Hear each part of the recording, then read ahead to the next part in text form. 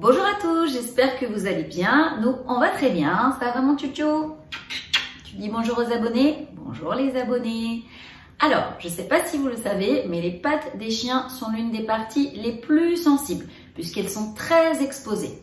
Blessures, coupures, brûlures, engelures, etc. Elles sont soumises à rude épreuve. C'est pour ça qu'il est très important de prendre soin des pattes de votre chien, hiver comme été. Vous n'êtes pas certain ni certaine de savoir comment prendre soin des pattes de votre chien? Aucun souci. En suivant les 6 conseils que je vais vous donner après le générique, tout ira bien. Générique.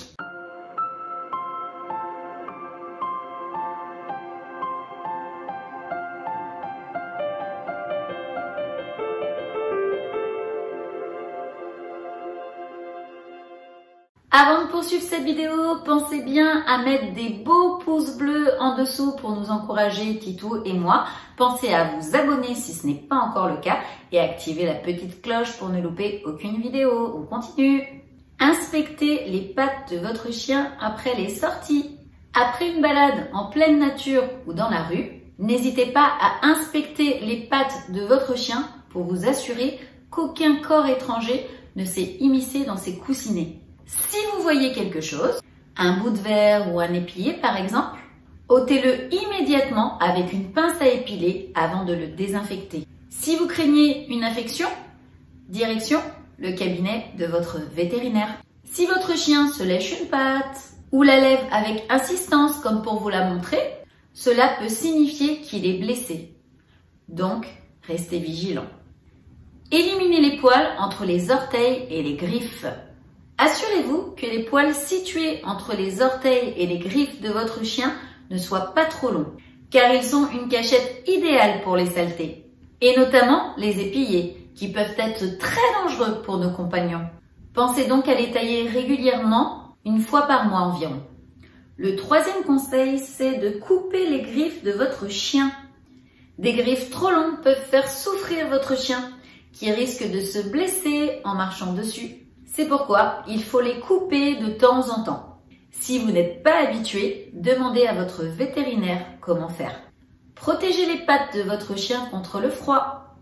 Par temps très froid, il est important de protéger les coussinets de votre chien.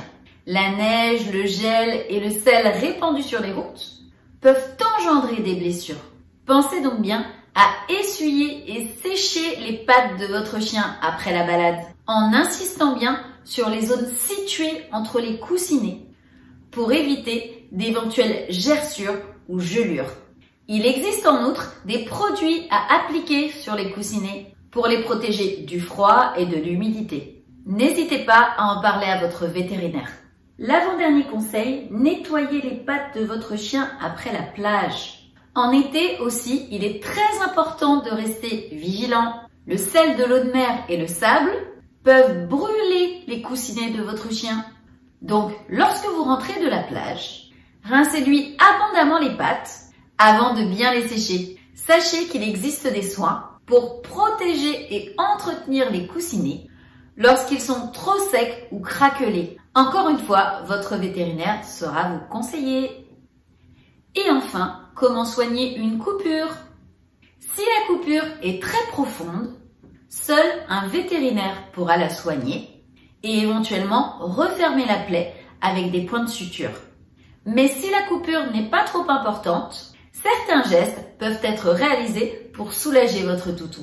Il faut bien sûr commencer par nettoyer la plaie et s'assurer de bien déloger tous les corps étrangers qui auraient pu s'y insinuer. Pour ce faire, n'utilisez surtout pas d'alcool. Préférez une solution iodée, une solution à base de chlorhexidine ou encore de l'eau oxygénée. Attention, n'utilisez surtout pas de coton, dont les fibrilles risqueraient de s'incruster dans la plaie. Des compresses seront bien plus appropriées. Vous pourrez ensuite essayer de réaliser un pansement d'appoint avant que votre vétérinaire ne prenne le relais. Mon univers. Ça va tes petites pattes, toi? Ah oui.